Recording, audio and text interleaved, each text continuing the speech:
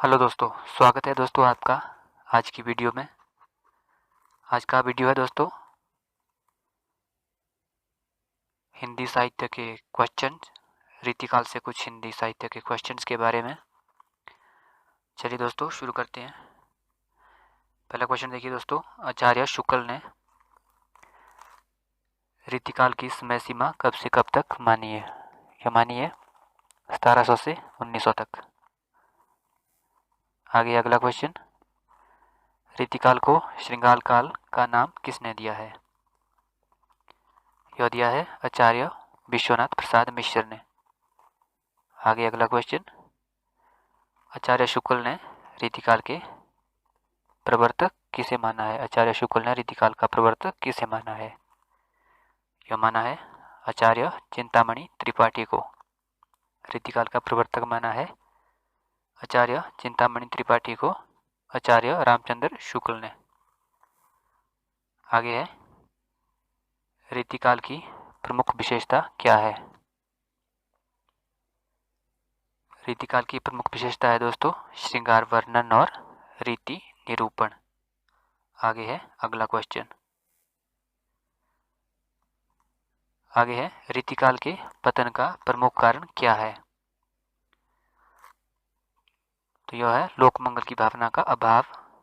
रीतिकाल के पतन का प्रमुख कारण था लोकमंगल की भावना का अभाव। अगला क्वेश्चन है, बिहारी सतसई की प्रसिद्धि का प्रमुख कारण क्या था? तो ये बिहारी सतसई की प्रसिद्धि का प्रमुख कारण था कल्पना की समाहार शक्ति। कल्पना की समाहार शक्ति बिहारी सतसई की प्रसिद्धि का प्रमुख कारण था। आगे देखिए अगला क्वेश्चन, रीतिकाल में रीति परंपरा के अंतिम प्रसिद्ध कवि कौन माने जाते हैं? तो ये माने जाते हैं कवि पद्माकर। रीतिकाल में रीति परंपरा के अंतिम प्रसिद्ध कवि माने जाते हैं कवि पद्माकर। अगला क्वेश्चन है, केशवदास की विज्ञान गीता में किस शैली का प्रयोग हुआ है?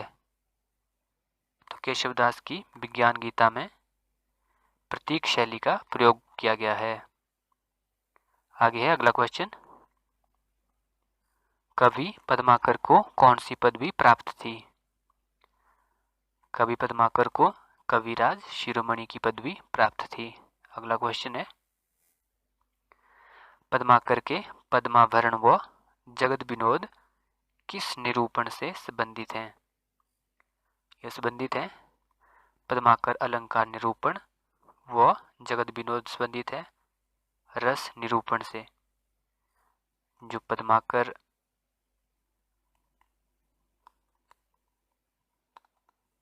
पद्माभरण जो है पद्माकर द्वारा लिखा गया ग्रंथ, यह जो है अलंकार निरूपण से संबंधित है और जो जगत विनोद है वह रस निरूपण से संबंधित है। आगे अगला क्वेश्चन, आचार्य शुक्ल ने घनानंद को किसका कवि कहा है? आचार्य शुक्ल ने घनानंद को लाक्षणिक मूर्तिमता और प्रयोग वैचित्र्य का कवि कहा है। आचार्य शुक्ल ने घनानंद को किसका कवि कहा है? लाक्षणिक मूर्तिमता और प्रयोग वैचित्र्य का कवि कहा है। आगे अगला क्वेश्चन, देव की अष्टयाम रचना में किसका वर्णन किया गया है? देव की अष्टयाम रचना में रात दिन के भोग विलास की दिनचर्या का वर्णन किया गया है। आगे है, हिंदी की सतसई परंपरा में प्रथम ग्रंथ कौन सा माना गया है? यह माना गया है कृपाराम द्वारा रचित हित तरंगिणी को प्रथम ग्रंथ माना गया है। हिंदी की सतसई परंपरा में प्रथम ग्रंथ कौन सा माना जाता है? यह माना जाता है कृपाराम द्वारा रचित हित तरंगिणी को प्रथम ग्रंथ माना जाता है। अगला क्वेश्चन है, हिंदी के सर्वप्रथम लक्षण ग्रंथकार किसे माना गया है? तो लक्षण ग्रंथकार माना गया है आचार्य केशवदास को। अगला क्वेश्चन है, रीतिकाल का प्रमुख विषय व काव्य रूप क्या माना गया है? तो रीतिकाल का प्रमुख विषय माना गया है श्रृंगार विषय वो काव्य रूप माना गया है, मुक्तक काव्य रूप को। आगे अगला क्वेश्चन, रीतिबद्ध, रीतिसिद्ध व रीतिमुक्त धाराओं को सर्वप्रथम किसने विभाजित किया था? यह विभाजित किया था आचार्य विश्वनाथ प्रसाद मिश्र ने। अगला क्वेश्चन है, रीतिकालीन काव्य की सर्वप्रथम भाषा कौन सी है? तो रीतिकालीन काव्य की सर्वप्रमुख भाषा है ब्रज भाषा। सर्वप्रमुख भाषा कौन सी है रीतिकाल की? वो है ब्रज भाषा। आगे अगला क्वेश्चन, रीतिकाल की सर्वाधिक व्यापक प्रवृत्ति क्या है? रीतिकाल की सर्वाधिक व्यापक प्रवृत्ति है नायिका भेद और श्रृंगार रस विवेचन। नायिका भेद और श्रृंगार रस विवेचन। अगला क्वेश्चन है, केशव की रामचंद्रिका को छंदों का अजायब घर किसने कहा है? केशव की जो रामचंद्रिका है उसको छंदों का अजायब घर किसने कहा है? यह कहा है डॉक्टर रामस्वरूप चतुर्वेदी ने। रामस्वरूप चतुर्वेदी ने। अगला क्वेश्चन है, केशवदास कृत कवि प्रिया का उद्देश्य क्या है?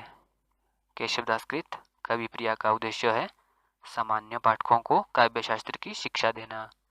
सामान्य पाठकों को काव्यशास्त्र की शिक्षा देना केशवदास कृत कवि प्रिया का उद्देश्य है। अगला क्वेश्चन है, आचार्य रामचंद्र शुक्ल ने केशव को क्या कहा है? आचार्य रामचंद्र शुक्ल ने केशव को कठिन काव्य का प्रेत कहा है।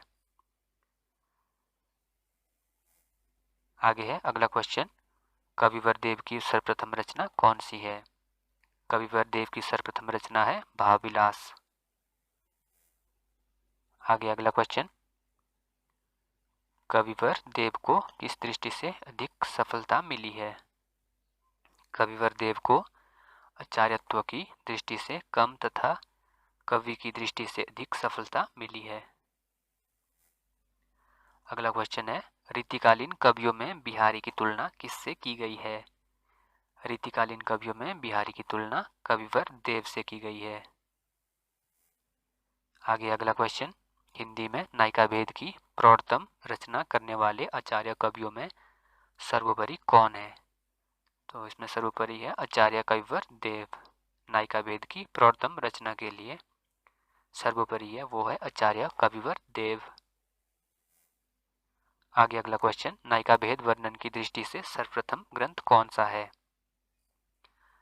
सर्वप्रथम ग्रंथ है सुखसागर तरंग।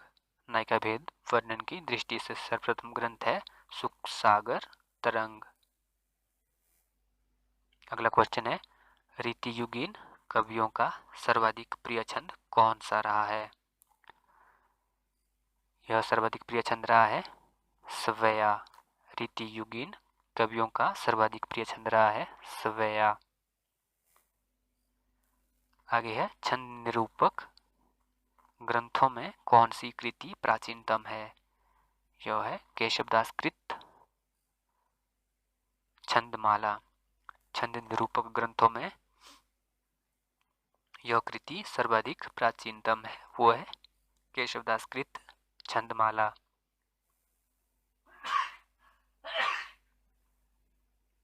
आगे है अगला क्वेश्चन।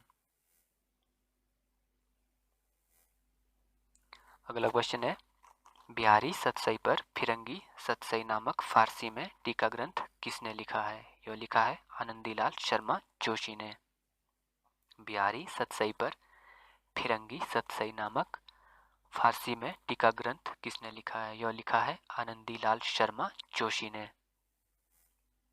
अगला क्वेश्चन है, रीतिकालीन मनोवृत्ति का सर्वश्रेष्ठ प्रतिनिधित्व किसके काव्य में मिलता है? यह मिलता है बिहारी के काव्यों में। आगे है अगला क्वेश्चन, रीतिकालीन के राष्ट्रकवि कौन है? तो रीतिकालीन के राष्ट्रकवि हैं कवि भूषण।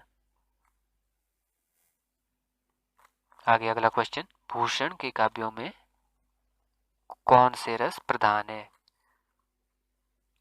तो भूषण के काव्यों में ओज, गुण व वीर रस प्रधान है। आगे अगला क्वेश्चन, रीतिकालीन लक्षण ग्रंथों की काव्य परंपरा के अंतिम चरण के सर्वाधिक प्रसिद्ध कवि कौन है? तो यह है कवि पद्माकर। रीतिकालीन लक्षण ग्रंथों की काव्य परंपरा के अंतिम चरण के सर्वाधिक प्रसिद्ध कवि हैं कवि पद्माकर। आगे है श्रृंगार रस का सार ग्रंथ किसे कहा गया है? यह कहा गया है पद्माकर द्वारा रचित जगत विनोद को। जगत विनोद को, जगत विनोद को। आगे है अगला क्वेश्चन, पद्माकर की अंतिम प्रसिद्ध रचना कौन सी है? पद्माकर की अंतिम प्रसिद्ध रचना है गंगा लहरी। गंगा लहरी है पद्माकर की अंतिम प्रसिद्ध रचना। आगे अगला क्वेश्चन, पद्माकर ने अपनी रचनाओं को किन 3 रस के आधार पर लिखा है? पद्माकर ने किन 3 रस के आधार पर लिखा है? यह लिखा है भक्ति रस पर, श्रृंगार रस पर और वीर रस के आधार पर पद्माकर ने अपनी रचनाओं को लिखा है।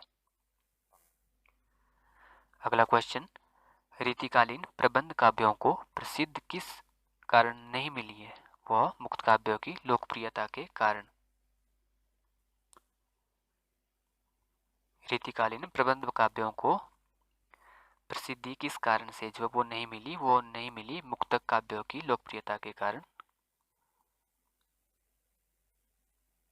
मुक्तक काव्य ज्यादा लोकप्रिय था प्रबंध काव्यों की। अगला क्वेश्चन है, रीतिकाल के पतन का कारण क्या था? रीतिकालीन साहित्य में लोक मंगल की भावना का अभाव ही रीतिकाल के पतन का कारण था।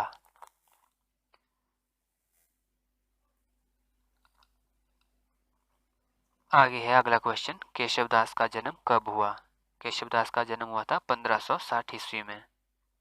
आगे है अगला क्वेश्चन, केशवदास के ग्रंथ कौन कौन से हैं? केशवदास के ग्रंथ है रामचंद्रिका 1601 ईस्वी में, कवि प्रिया 1601 ईस्वी में, रतन बावनी 1607 ईस्वी में, वीर सिंह देवचरित 1607 ईस्वी में। ये केशव के प्रसिद्ध ग्रंथ हैं। आगे है, मतिराम ग्रंथावली की आलोचनात्मक भूमिका किसने लिखी है? यह आचार्य कृष्ण बिहारी मिश्र ने। आगे है, शुक्ल जी ने रीतिकाल का अंतिम श्रृंगारी कवि किसे माना है? यह माना है रीतिकाल के कवि द्विजदेव को। आगे अगला क्वेश्चन, रामचंद्रिका महाकाव्य की रचना किस आधार पर एक ही रात में हो गई थी? अनुश्रुति के आधार पर।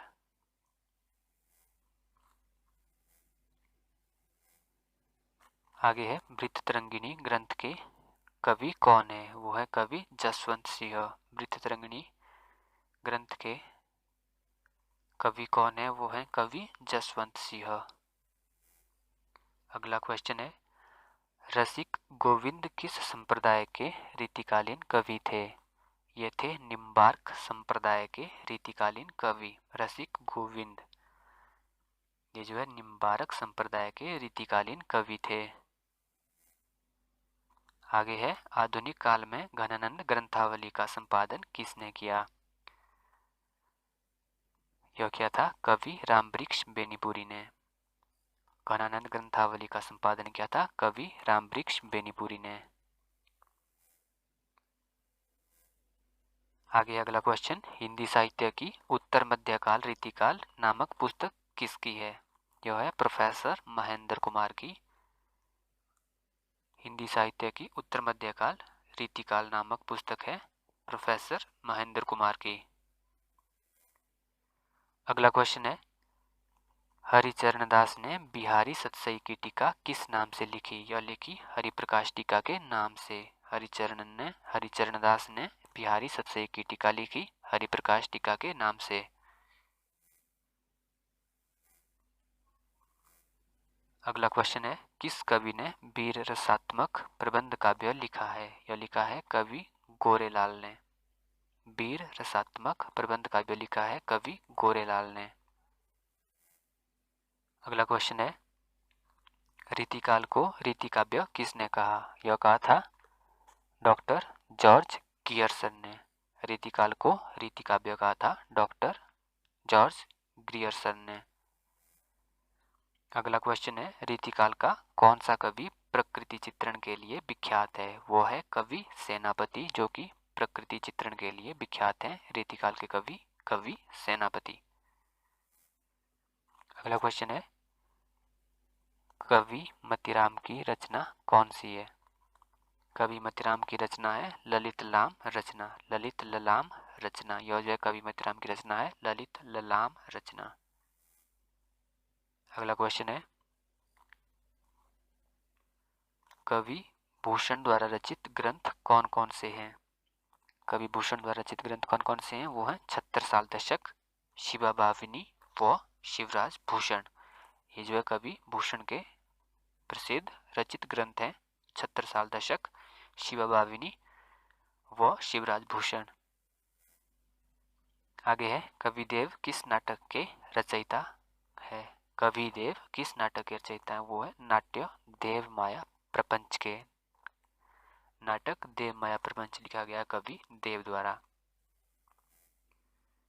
आगे है, जन्म ग्वालियर जानिए मथुरा बासी ससुराल। जन्म ग्वालियर जानिए मथुरा बसी ससुराल, यह पंक्ति किस कवि के विषय में है? यह पंक्ति है कवि बिहारी के विषय में।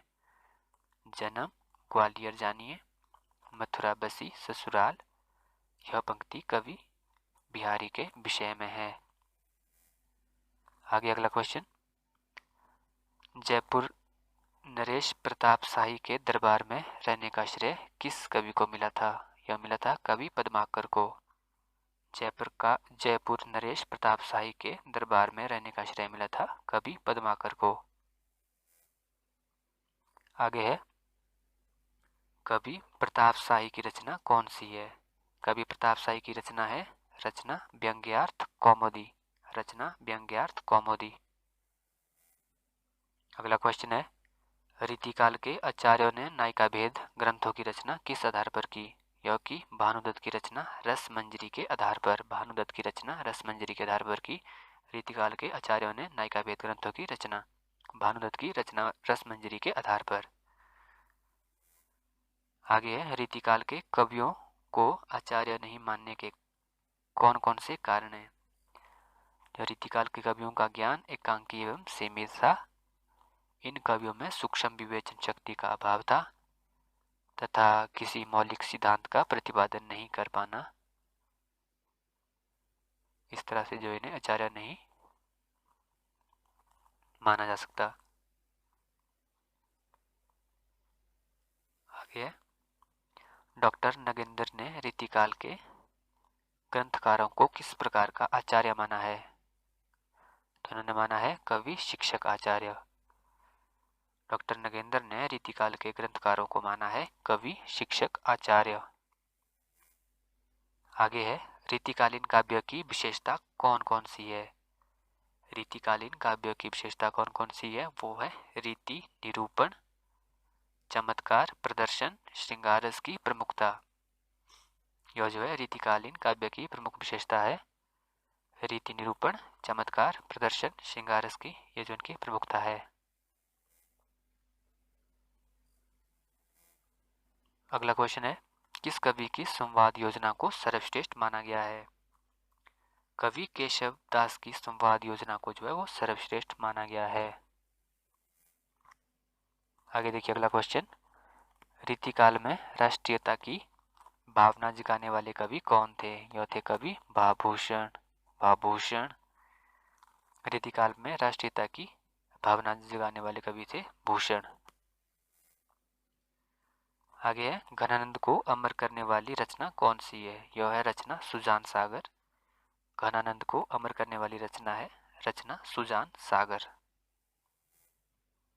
अगला क्वेश्चन देखिए, लोग हैं लागी कवित बनावत मोही तो मेरे कवित बनावत, उक्त पंक्ति किसकी है? यह जो है कवि घनानंद की पंक्ति है। लोग हैं लागी कवित बनावत मोही तो मेरे कवित बनावत, उक्त पंक्ति है कवि घनानंद की। आगे दोस्तों, रीतिकालीन कवि मतीराम द्वारा रचित ग्रंथ कौन सा है? यह है रचित ग्रंथ है अलंकार पंचाशिखा। अलंकार पंचशिखा, जो है मतीराम का ग्रंथ है अलंकार पंचशिखा। आगे अगला क्वेश्चन, रीतिकालीन कवियों का छंद निरूपण किससे प्रभावित है?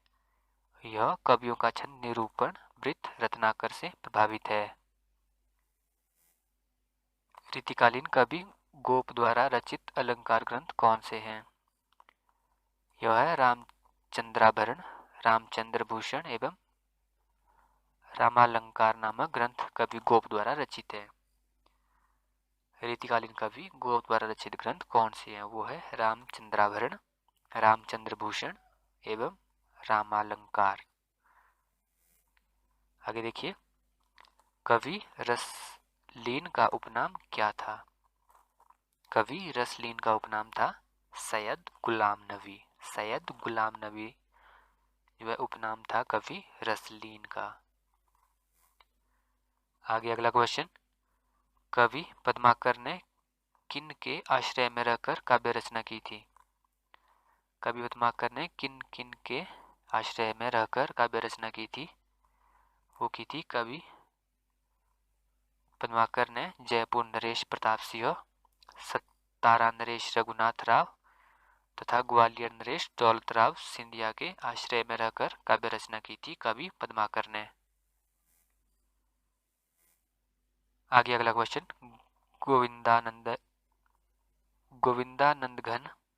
गोविंदानंद घन के रचयिता कौन है? गोविंदानंद घन के रचयिता कौन है तथा इसका वर्ण विषय क्या है?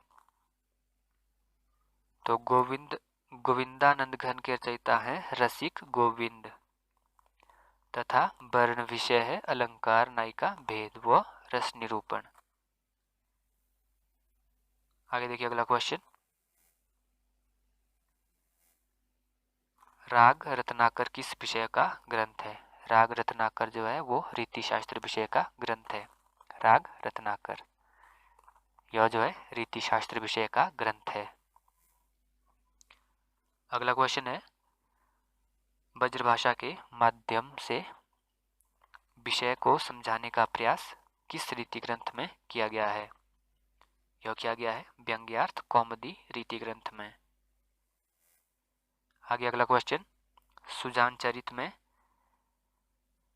किसकी वीरता का वर्णन किया गया है? सुजान चरित में किसकी वीरता का वर्णन किया गया है? यह किया गया है राजा सूरजमल की वीरता का वर्णन।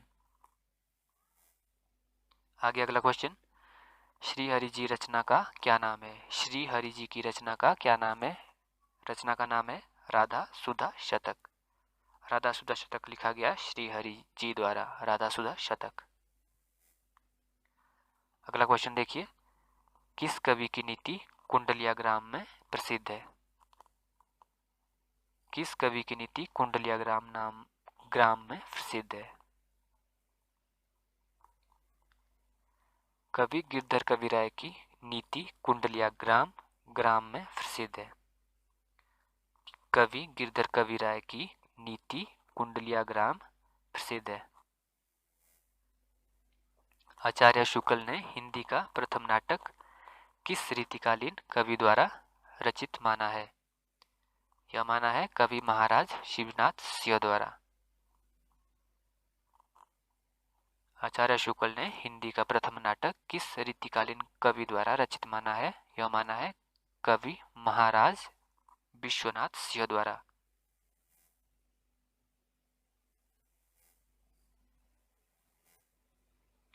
अगला क्वेश्चन है, रसिक गोविंद की रचनाएं कौन कौन सी है? रसिक गोविंद की रचनाएं हैं युगल, रस, माधुरी, रसिक गोविंदानंदन,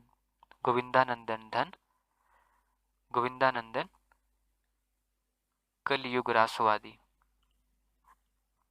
रसिक गोविंद की रचनाएं हैं युगल, रस, माधुरी, रसिक गोविंदानंदन, कलयुग रासो आदि। आगे अगला क्वेश्चन, यमुना लहरी के रचयिता कौन है? यमुना लहरी के रचयिता है कवि ग्वाल। यमुना लहरी लिखी गई कवि ग्वाल द्वारा। अगला क्वेश्चन है, भूषण को कवि भूषण की उपाधि किसने दी थी? कवि भूषण को कवि भूषण की उपाधि दी गई थी कवि रुद्रसिंह सोलंकी द्वारा। भूषण को कवि भूषण किसने कहा था? कवि रुद्रसिंह सोलंकी ने। अगला क्वेश्चन है, रसरूप द्वारा रचित ग्रंथ कौन सा है? रसरूप द्वारा रचित ग्रंथ है तुलसी भूषण। रसरूप द्वारा रचित ग्रंथ कौन सा है? वो है तुलसी भूषण। आगे है, तुलसीदास के ग्रंथों से उदाहरण छांटकर किस अलंकार ग्रंथ में दिए गए हैं? वह है अलंकार ग्रंथ तुलसी भूषण में। आगे है, रीतिकाल में मधुसूदन में किस प्रबंध काव्य की रचना की गई है? मधुसूदन ने राम काव्य परंपरा में रामश्वमेध नामक प्रबंध काव्य की रचना की है।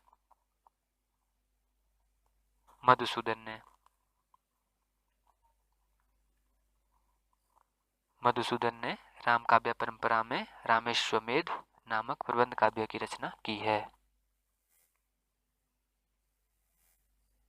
अगला क्वेश्चन है, ब्रजविलास ग्रंथ के रचयिता कौन है? ब्रजविलास ग्रंथ के रचयिता कौन है? तो ये है कवि ब्रजवासी दास। ब्रजविलास ग्रंथ के रचयिता हैं कवि ब्रजवासी दास।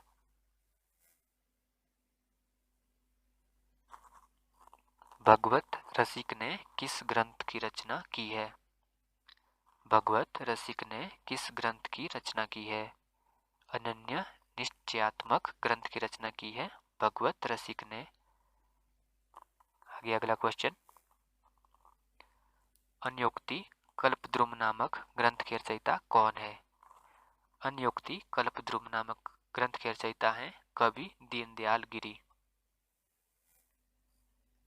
आगे है, रीतिकाल के किस कवि को संस्कृत के नागेश भट्ट से जोड़ा गया है?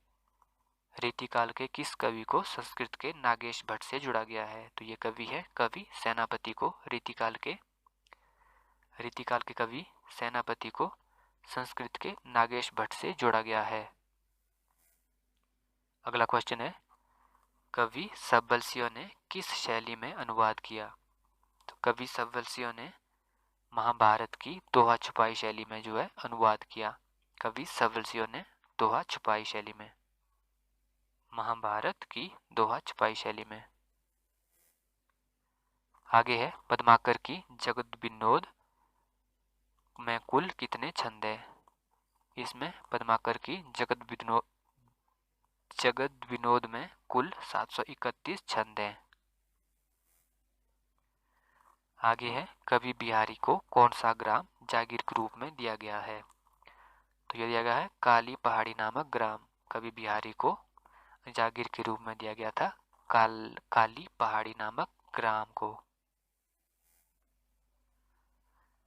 अगला क्वेश्चन है, भाषा पर अचूक अधिकार इनका था वैसे और किसी कवि का नहीं।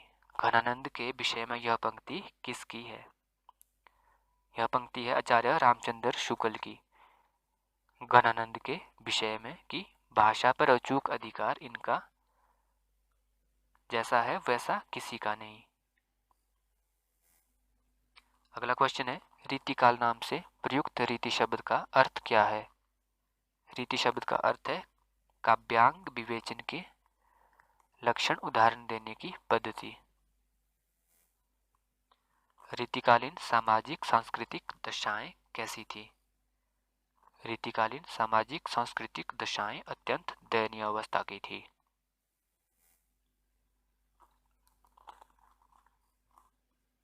आगे है, रीतिकालीन श्रृंगार काव्य का मुख्य आधार स्रोत क्या है?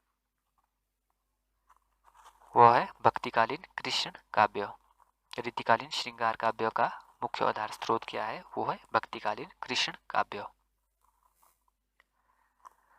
अगला क्वेश्चन है, रीति काव्य का प्रणयन मुख्यतः किस क्षेत्र में हुआ? वो हुआ था अवध, राजस्थान तथा बुंदेलखंड में। आगे है, रीतिकालीन काव्य भाषा तो ब्रज व अवधि थी, लेकिन राजकार्य की राजकीय भाषा क्या थी? वो थी फारसी भाषा।